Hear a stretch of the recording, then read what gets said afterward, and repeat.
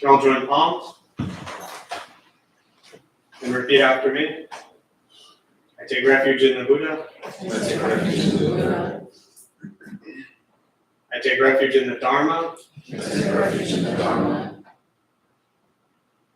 I take refuge in the Sangha. I take refuge in the Sangha. Keeping the palms joined.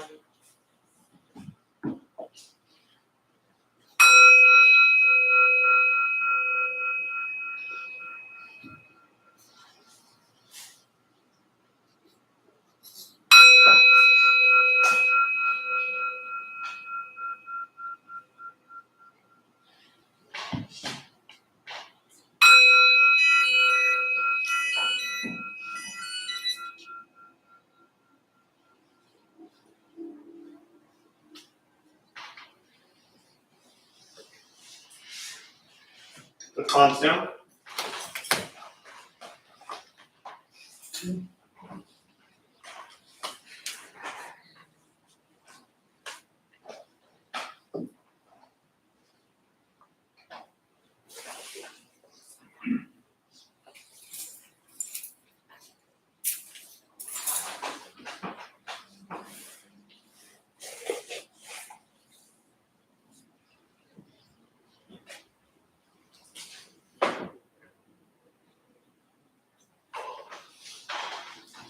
All right, good evening, everybody. Nice to see you all here. Thanks for being here. This path, meditation, Buddhist practice is really difficult. Just what you all came here for was something else that's difficult, right? As if you already don't have enough difficult things in your lives. But it's super important to stay diligent with this practice. Because as you go through your days, you're going to be faced with so many challenges. And the more you practice meditation, looking at Buddhist teachings, integrating it into your life, you're going to start seeing changes in your life. Undoubtedly, you will see changes in your life. And then you're going to be hit with obstacles, difficulties, challenges, arguments, disagreements, fights, relationships, and all that stuff. You'll face it. And that's when you need to keep practicing.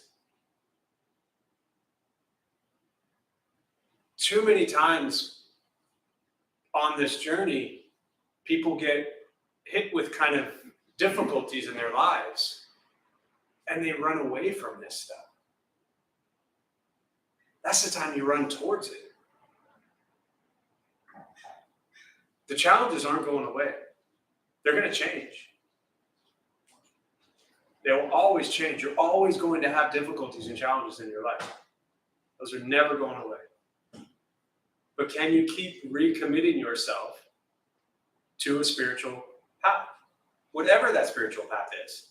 I mean, this is a Buddhist temple, so I tend to focus on Buddhist teachings, but I don't care what spiritual journey people are on, right? If it's going to church on Sunday religiously every Sunday, and that is connecting you to just a more peaceful, beautiful place, then by all means commit to that. And I never forget, it's interesting too, in my own personal journey, but certain moments on my path or practice that really stand out to me. And this was 20 years ago when this Buddhist nun, I just arrived, it was day one at the monastery there in Taiwan. And she asked me why I was there. And we talked very briefly. And actually I hadn't slept in like 48 hours. So to this day, I'm not even sure if this conversation was real, but I've told it so many times and I remember it this way. So I'm just going to stick with it. And she said, never forget the original intention of why you showed up here. And that message to me is something I have never forgotten. On this whole journey, for all the things I've done wrong, for all the mistakes I've done, for all the people I've hurt, for all the things I've said I shouldn't have said, for all the times I screwed up in everything in this place for the last 17 years. I never forget the original reason of why I showed up there. And that was because I was suffering. And I didn't want to suffer anymore. But I wanted to live. And living requires suffering. It's just guaranteed. If you showed up here on a Tuesday night at 7 o'clock, by now you pretty much understand that part of this practice, right? We all experience suffering. But can we keep showing up with that same effort, that same diligence, that same passion, that same drive that said, I'm just sick and tired of whatever that is for you? For me, it was just I was sick and tired of being angry and depressed all the time. I was like, there's got to be a different way. That was that original intention for me that I had to make sure I didn't forget. So whatever that intention is for you, as to why, and I don't, in this context, I don't necessarily mean why you showed up here at the Dharma Gum Temple, although for many people it is here because this was maybe your first introduction to it.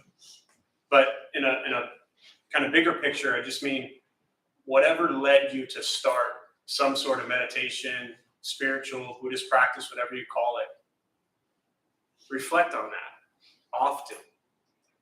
Because when you have obstacles in your lives and you want to just quit or give up or, throw in the towel, so to speak, remember why you started. Because you'll be so tempted to quit, to give up. And whatever spiritual journey you're on, it's probably one of the best things for you, for your life and the life of those around you, those who know you and love you and those who dislike you. Your journey is probably the best thing for you and for everybody else. So don't quit that.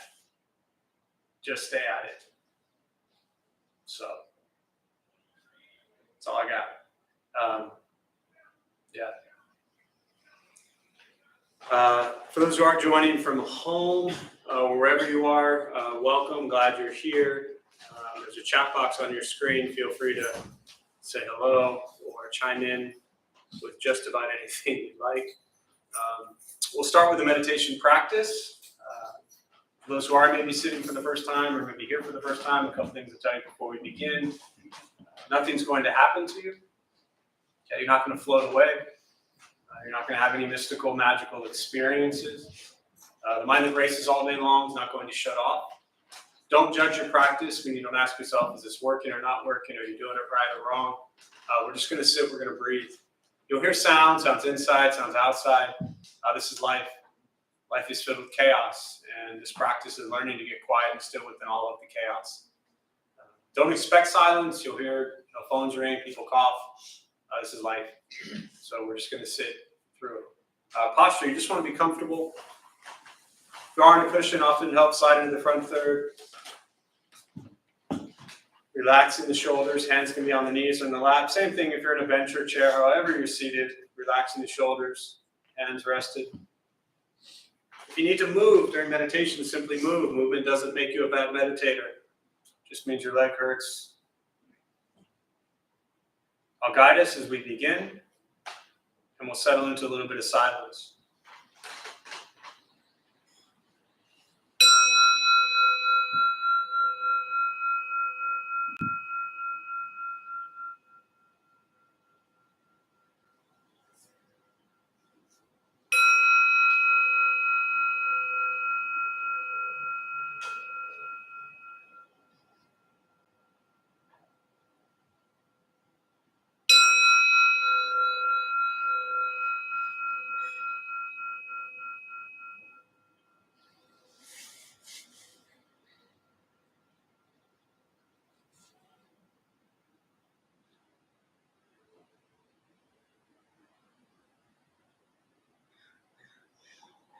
And starting with your eyes closed, if comfortable, or slightly open.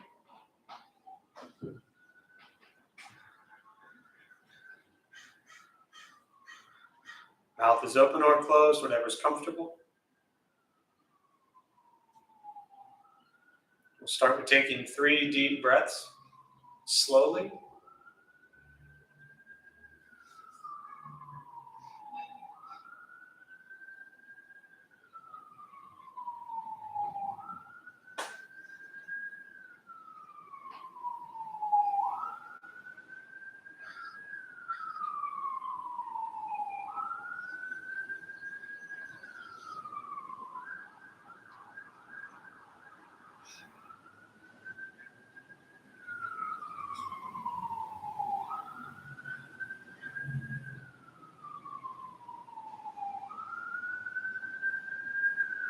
And then eventually, settle into a natural rhythm of the breath.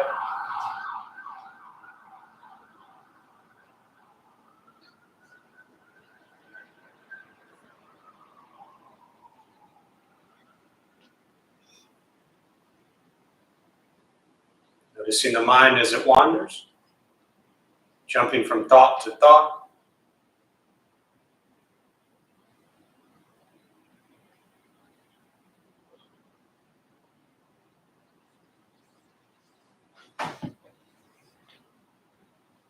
Start with gently guiding the attention, focus, to the stomach or chest.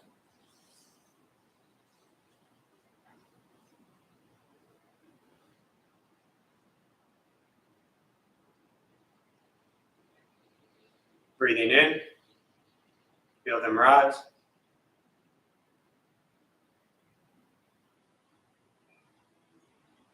Breathing out, they fall.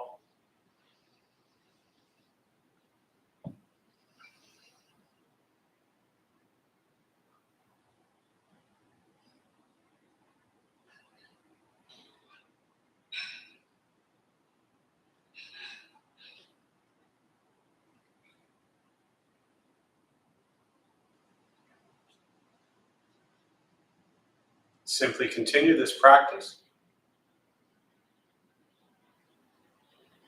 observing sensation of breath,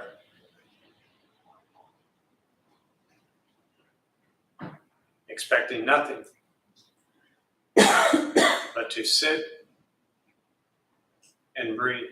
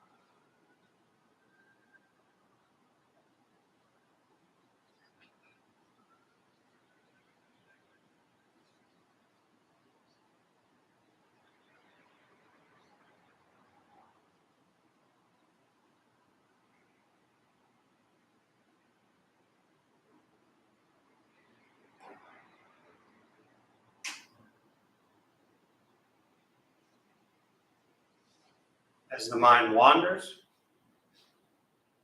lost in thought, recognize it,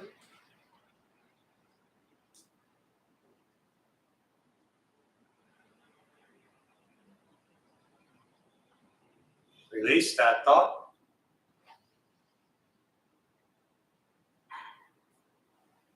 return attention, focus to the breath.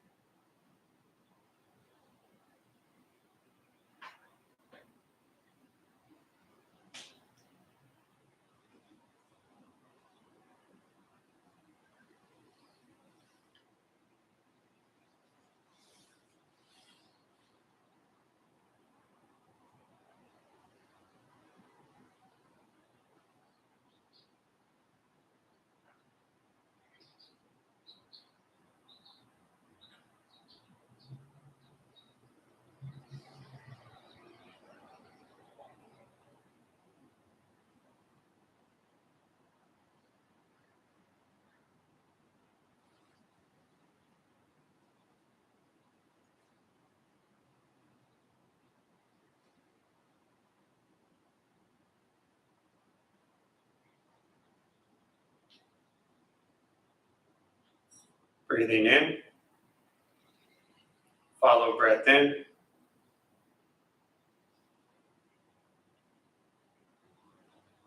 Breathing out. Follow breath out.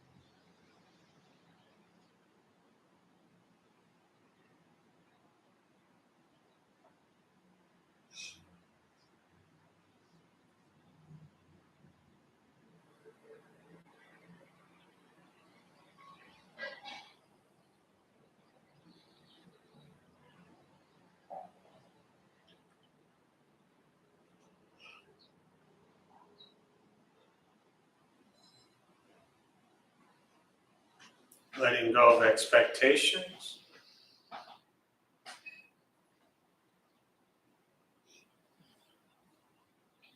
Letting go of judgments from the practice.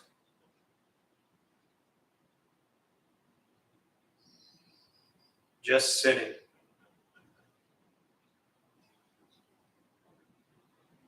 Breathing.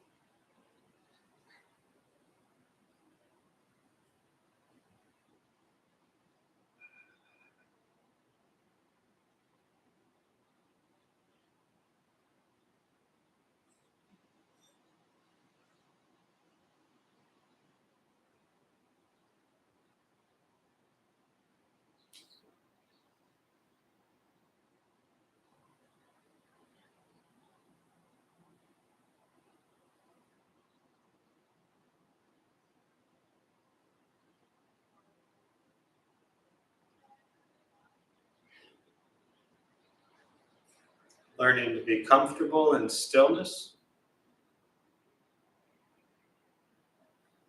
in quiet,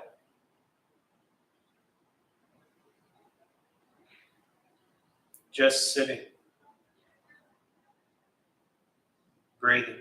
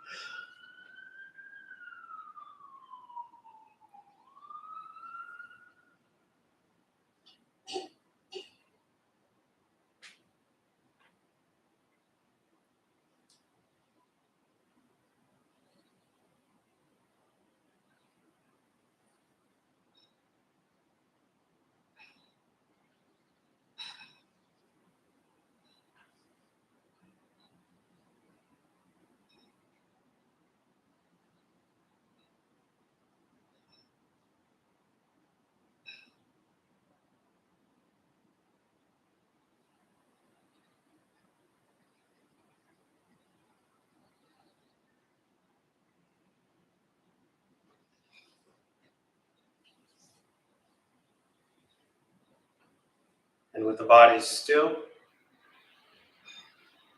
rested,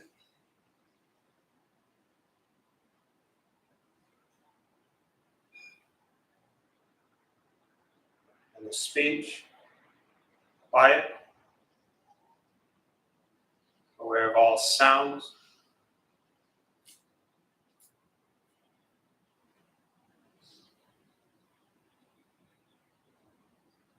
and the mind learning to settle.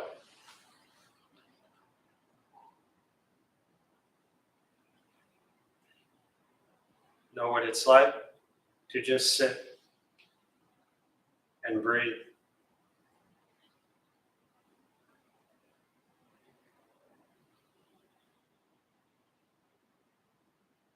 Knowing with each breath, there's nothing else to do.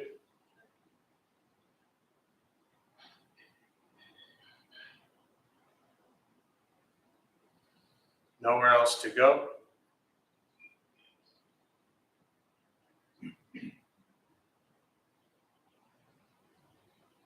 And no one else to be.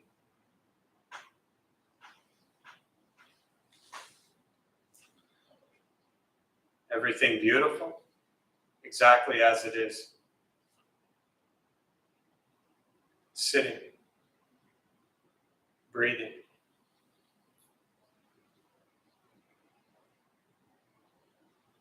Once again,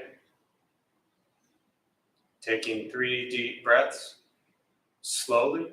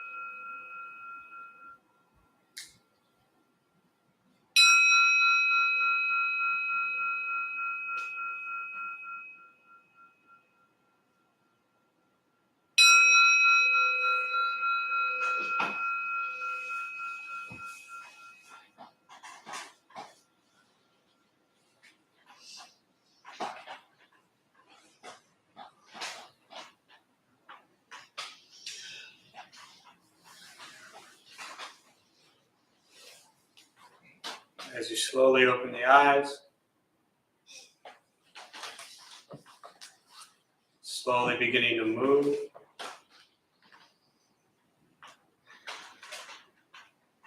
And most important, with the practice of meditation, is to recognize how you feel now, immediately after. Compare this to how you typically feel throughout your day. Recognize the difference, if there is one. Ask yourselves how you'd prefer to feel every day for the rest of your life.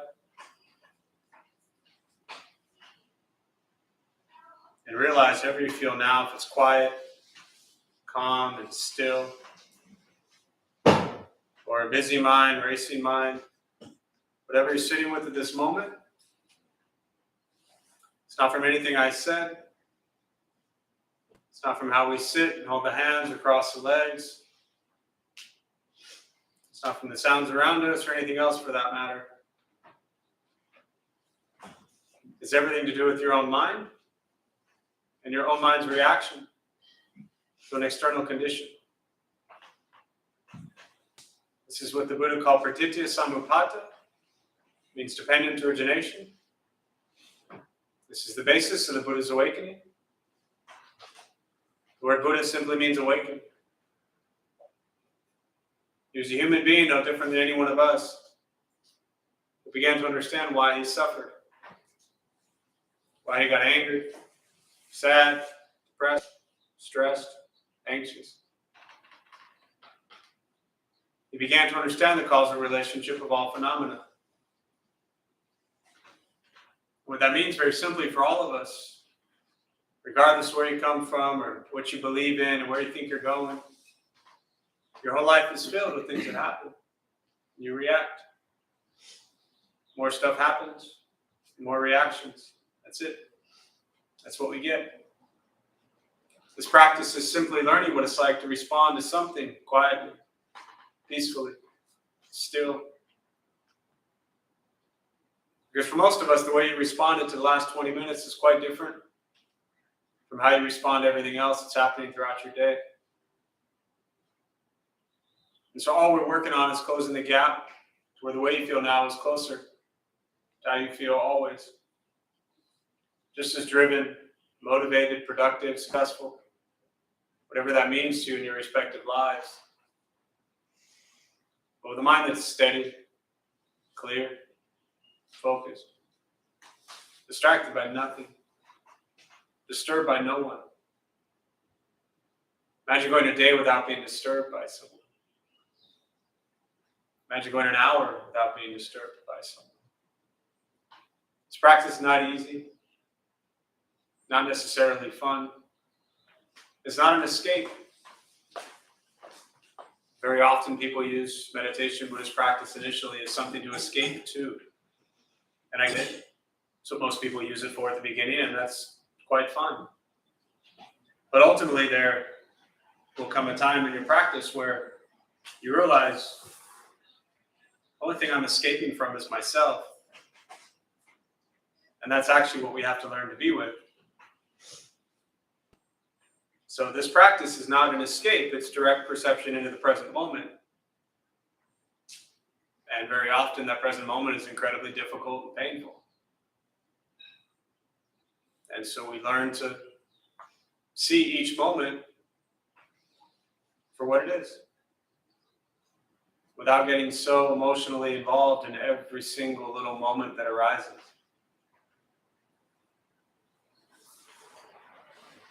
Meditation is free, Buddhist practice is free. It's just sitting, breathing, learning to be kind to yourself and everybody else that you encounter. Once we stop trying to change, fix, control, manipulate everything around us, and we work on changing our mind and our reaction to the world around us, life gets simpler. But it does take time. So continue to be patient, continue to be diligent, continue to show up, Whatever that means to you in your life, just show up. And just stay at it. Don't give up. Because any spiritual practice that you put into your life, as I said earlier, will drastically change you. Not that there's anything wrong with where you are now, but as Suzuki Roshi always said, you're all perfect exactly how you are. You could all use a little improvement. So hope it feels good to be perfect. Still working a little bit on that improvement piece. So with that, I'll pause. For me, I really just prefer to respond to questions. Meditation, Buddhist practice, anything that's on your mind. And for those who are joining virtually, again, welcome. There's a chat box there on your screen. Feel free if you have questions to put them there. And I'll do my best to respond. So we'll use the rest of our brief time this evening. I'll open up to questions.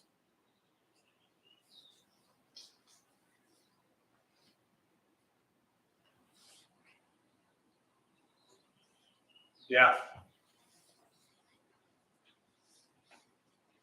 So this is something that I've had in my mind for a while.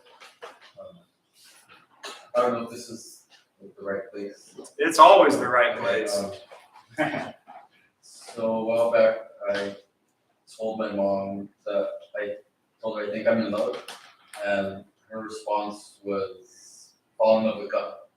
Fond of what? Fall in love with God. Oh, fall in love with God. Like she wasn't even taking me serious. Okay.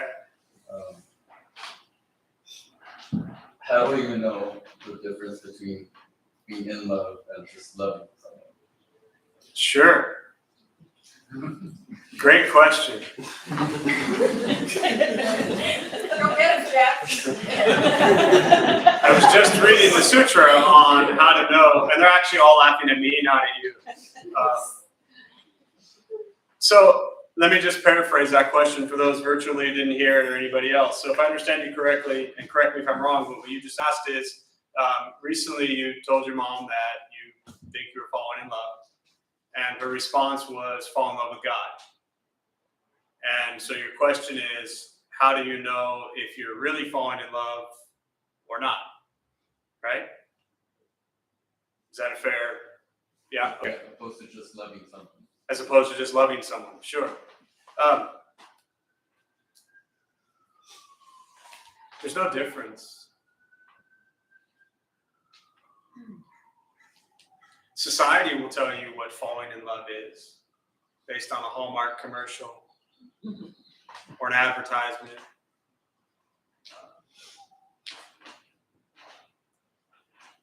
So Buddhist teachings, there's two wings that, if you think of a bird having two wings to fly, it's wisdom and compassion. And this question really requires a lot of wisdom and compassion. So endless compassion is endless love, right? Now, falling in love versus love is your question. What I would ask yourself is, are you able to have endless love and compassion for yourself first? Because if you're going to bring yourself into a relationship, whether it's an intimate romantic relationship, whether it's a friendship, whether it's a relationship with the stranger at a grocery store while you're in line and you're pissed off because they're taking too long, right? How much love and respect do you have for yourself? That's where it starts. And then, can we love everyone equally? This path is not about loving one person more than the other. I don't believe you can measure love. Say again? I personally don't believe love is measurable. Okay. Yeah. You do or you don't. Okay. That's great that you think that you can't measure love. That's fine. What I'm saying and suggesting is completely different from that. I'm not talking about measuring love. I'm talking about treating all sentient beings, all people, with endless love and compassion, regardless of whatever construct we want to put on it from a romantic standpoint and from a Hallmark standpoint. Can we have tremendous respect and appreciation for everybody? There's a teaching around non-attachment, and often people think non-attachment means that you don't care, that you don't love. Non-attachment is absolute love. Without control, without expectations, without wanting anything in return. Can we just truly love all people?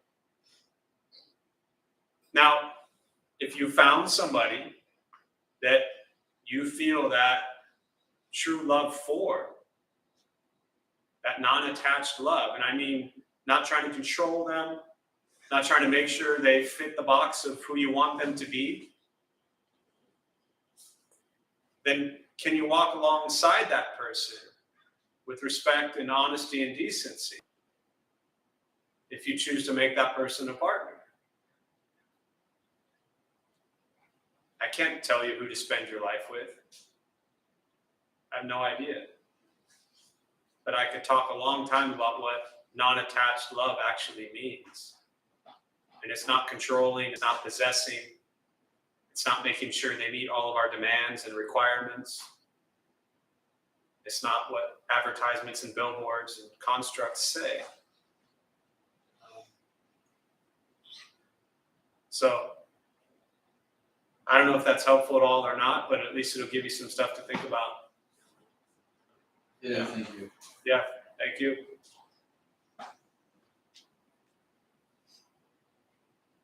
Other thoughts, questions?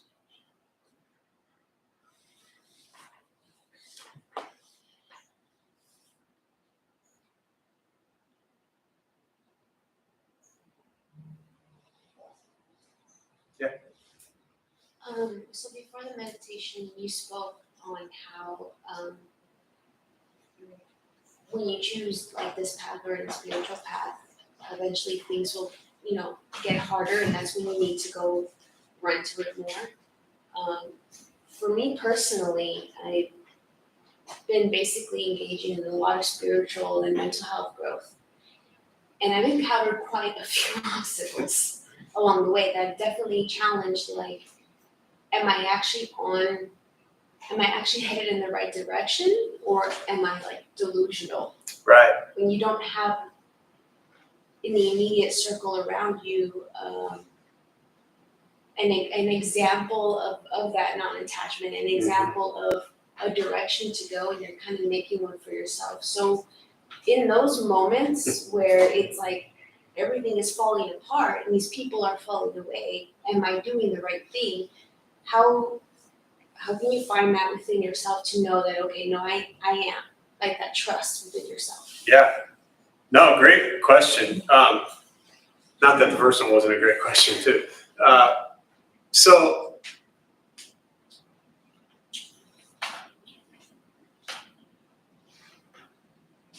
if I were to like take a guess here, this isn't your question at all.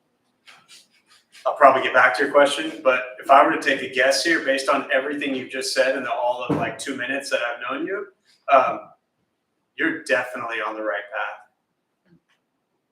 When things fall apart and fall away in our lives, that is very often a good thing in the reference that you mentioned, in the context that at least I heard that in.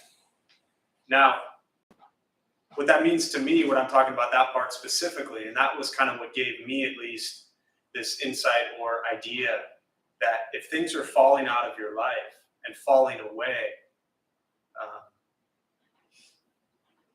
they're very likely things that need to fall away in order for you to continue on your journey. And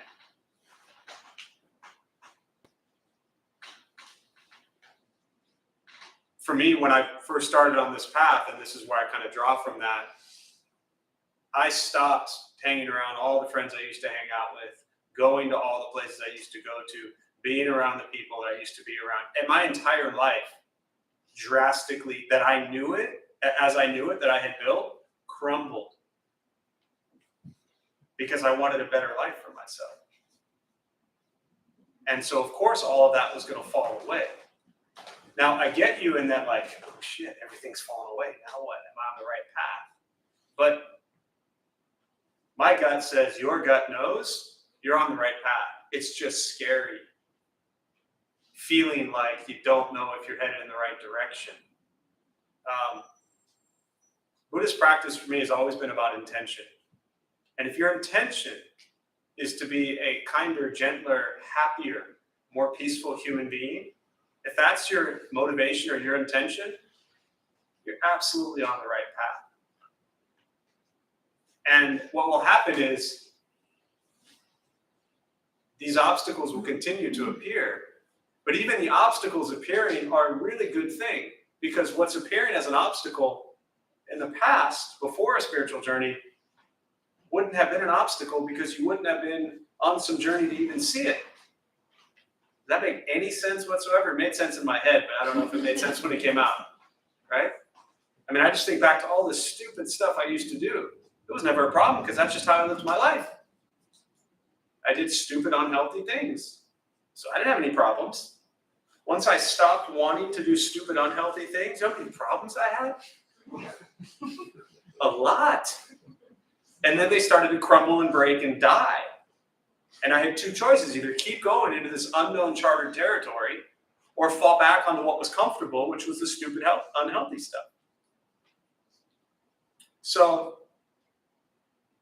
I think the spiritual journey is almost like, if you go bowling, if you take kids bowling and they have the little bumpers that come up now, which I still think is terrible. Like, let a kid get a gutter ball. It's not the end of the world, but it's not my rant right now. But now they have the gutters that come up, right? So it's like, oh, God forbid some kid should get a gutter ball, But I think as long as you keep bumpers up and you kind of have your parameters, whatever that spiritual journey means for you, that will keep you going on the right path.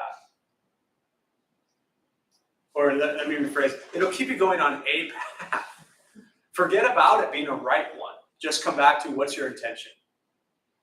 And if that intention stays pure, heart, mind, right, then keep going down that lane.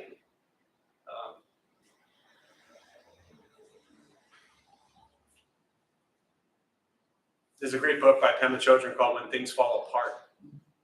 Very often, some of the most, what I would consider enlightened people, are just like maddening. But the mad world that we've created, that we think is like the way things are supposed to be, that's the disgusting part. That's the part that should crumble. So, yeah, I think you're golden. Just keep at it. Yeah. That makes sense at all? Yeah. There's a question here, Jeff. How often do you meditate? How many times a day do you do it for? I ain't got time for a lot of meditation. I do it every single day for 5 minutes. Other than that, I got stuff to do. And I lead this stuff pretty much every day. And when I lead, I'm doing a meditation. It's not about how often you do it. It's not about how long you do it, but can you commit to doing a daily practice of 5 minutes? That's all. And when you commit to doing a daily practice of 5 minutes, just do that. You don't need to next week be like, okay, I'm up to 8 minutes, check. And then you're like, all right, I'm at 8 minutes. Is it 10 minutes yet? And then you're looking at your watch every 2 minutes just to see if you've gone from 8 minutes to 10 minutes. I carve out 5 minutes every day. And I'm good with that. Yeah. Other questions? Yeah. So I signed up for a 10-day retreat next month, and it'll be the first and only one I've ever done. But I'm on the wait list right now. So is there anything that you think could help keep me prepared? Nope. You going to 29 Palms or where? Yeah, I'm gonna tell you the same thing I've told everybody else who's gone. So it's a 10-day silent Vipassana retreat. And I'm gonna tell you the same thing I've told hundreds of people who've gone on those retreats. Just show up. That's it. You don't prepare for that stuff. You can't prepare for that stuff. You don't even know what you're preparing for. So I got no advice whatsoever. Yeah, just show up. I lied. I have one tip for you. If and when a moment comes that you're just like, I want to quit, I want to go home, stay. That's my only advice. It's just 10 days. And it's just you sitting for 10 days. It's like watching Netflix for 10 days without the Netflix.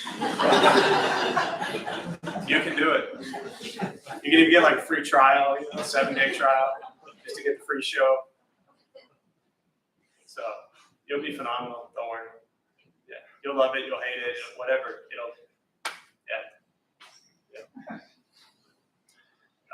And for anybody else who's never, SN Goenka does incredible 10-day Vipassana retreats.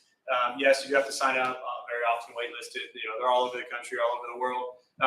But the one thing I will say for anyone else who like goes home and Googles SN Goenka 10-day Vipassana retreat, you don't have to like prepare yourself for it. Meaning like, it's not like a marathon where you have to, all right, I'm up to 7 miles and then 10 miles and then 15 miles.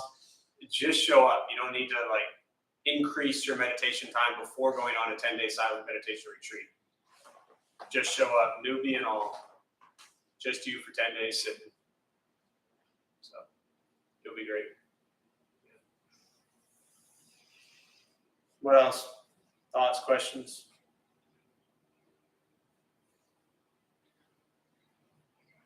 Is consciousness and self-awareness one and the same?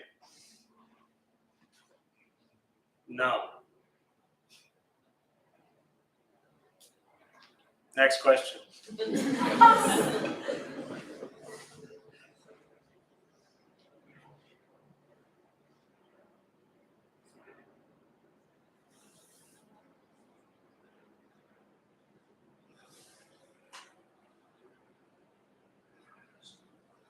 When she was speaking earlier, I was thinking about intuition and how that plays into the choices we do and don't make.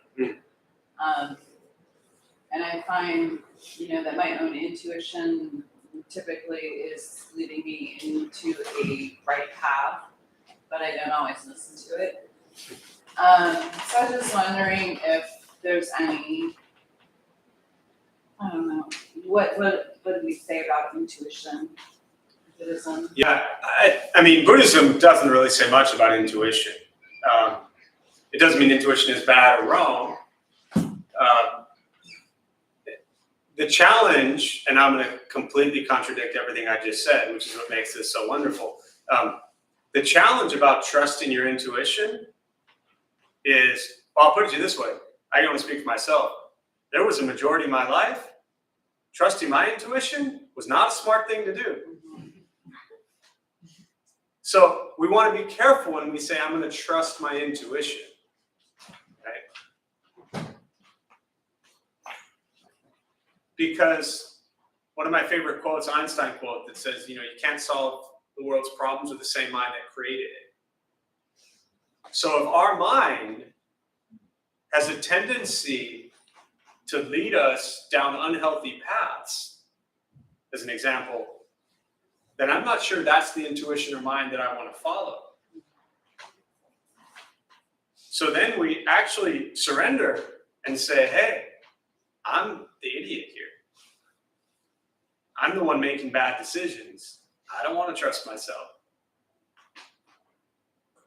That's why when I started, that's why I went to the temple every single day for 2 years. Because I didn't trust myself. I needed to be around a Sangha community of practitioners every single day. For those 2 years, while I was watching everything around me crumble, I had to let it crumble, otherwise I would have run back to it. So That's the danger of intuition, potentially. Now, if your intuition is leading you to healthy things, healthy choices, healthy decisions, then that's great. And you even said it. We know whether we do it or not is a different story, right? You said, and I paraphrase, my intuition is usually good, or whatever you said, you just don't always listen. So that's the challenge. And for me, again, I default back to Sangha, but one of the greatest things that I used as a motivator to stop doing so many things I was doing was you. I couldn't make it about me because I know what me is like. I know what me is like today. It's the same me that was there 20 years ago. It hasn't gone away.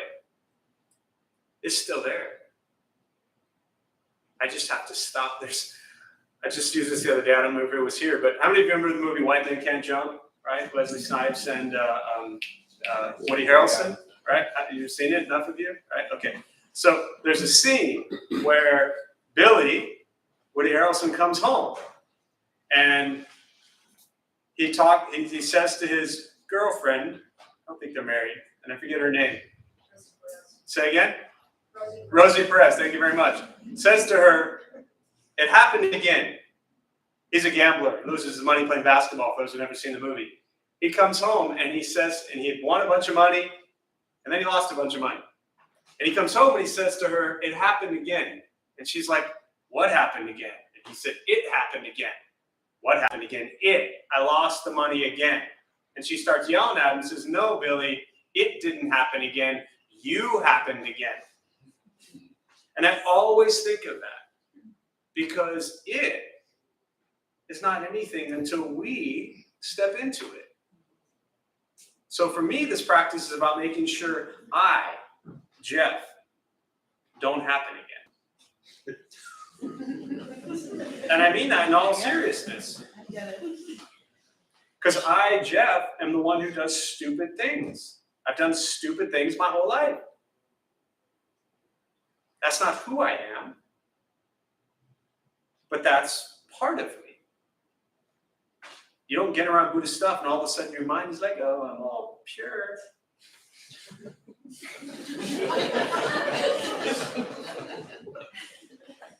But you have to find something that motivates you to stop doing stupid stuff. Again, I'm paraphrasing my life. I'm not talking about yours. You have to try to find something that motivates you to stop doing stupid stuff. And I wasn't enough. I had to make it about others. So I said, well, if I want to stop doing stupid stuff, I should spend my life in a temple. We should start a temple. And then we started a temple. You know what I did for the first 2 years? Stupid stuff. So stop doing stupid stuff. Yeah. What else? Thoughts, questions?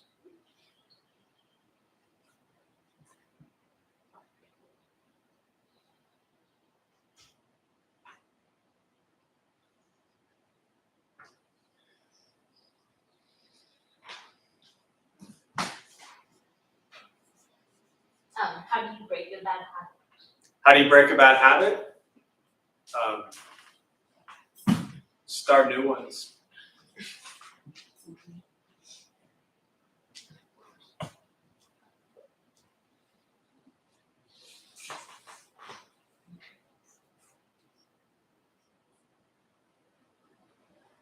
You'll have 10 days to think about that. Start new ones. I mean, there's an old, going back to like old Stephen Covey business management, teachings. He would say that it takes 21 days to create a habit. And bad habits we've done for a long time, longer than 21 days, So I think often this idea of breaking a bad habit, there's too much emphasis on what that habit is. Any habit starts with a thought. So the practice is to train the mind to be able to redirect it.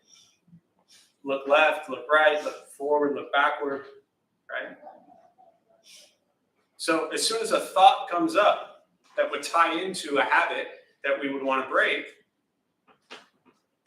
think about something else. Think about a good habit. And you can actually train your mind where thought arises, habit, bad habit. Condition your mind at that moment that that thought arises to a new habit. And do that for 21 days or the rest of your life, whatever it is. I'm not like quoting the 21-day thing saying that if you do it for 21 days, you're solved. I'm just referencing that as something I heard years ago that made a lot of sense. Thought arises, bad habit, redirect it to a new habit. And use that same, thought arises, bad habit, whatever. It's training the mind. And training the mind is incredibly difficult. But that's what this practice is. So,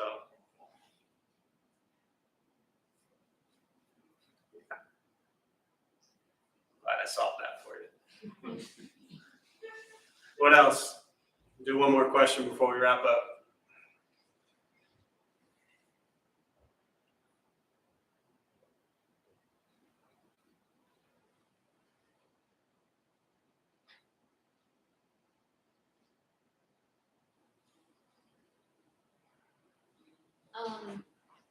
What does like rest mean to you, and have you found it? And I don't mean like physical rest, Mhm. like mental. Mm-hmm. Because even starting meditating, you get those thoughts, you're like, okay, but it's still going. Like, have you experienced actual rest? What does it mean to you? Yeah, I would say that, often people ask me, like, has anything ever happened to me for meditation? I'm like, no. And I mean that very seriously. Like, nothing's ever happened. I've never experienced anything from meditation other than knee pain, leg pain, or back pain. Those are about my greatest experiences from meditation. But it's interesting. Nobody's ever actually asked me very specifically if I experienced rest. More so than like physical rest, because you're not asking about that, like mental rest. So what I can say very comfortably for me is that while my mind does not stop, it is rested. And what I mean by that is very often we might think that a wandering mind means that it's not at rest.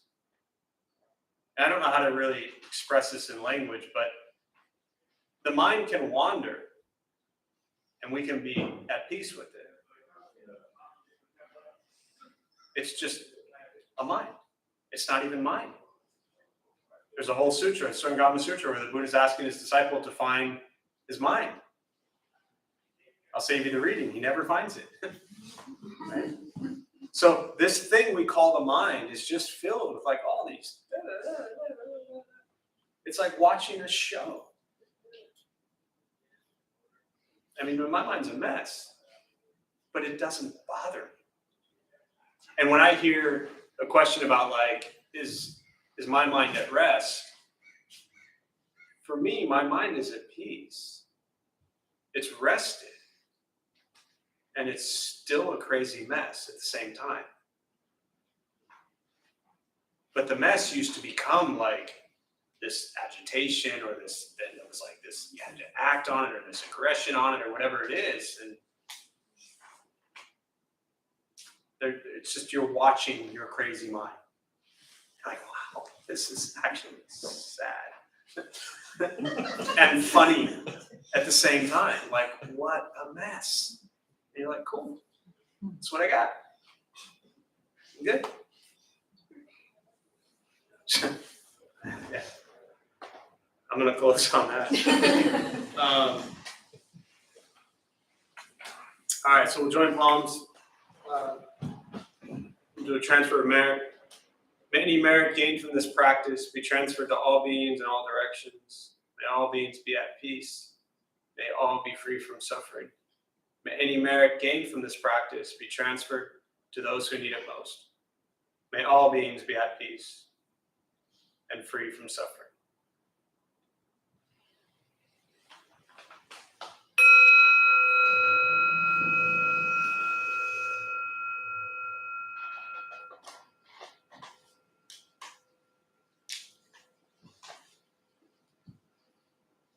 All right, so just before you head out, a few quick announcements from our Dharma Bum host, Cliff.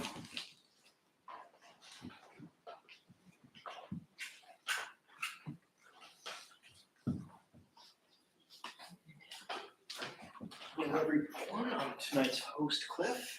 We opened the Dharma Bum Temple 17 years ago to introduce Buddhist practice to those who show up. Those who lead are not nuns, monks, gurus, masters, or teachers, and are not looking for students. They are simply practitioners sharing their interpretation of the practice. Every night we have different classes led by different people from various Buddhist traditions. We have a recovery sangha that meets several times a week for anyone battling addiction, and our food redistribution program is every Thursday at 5 p.m.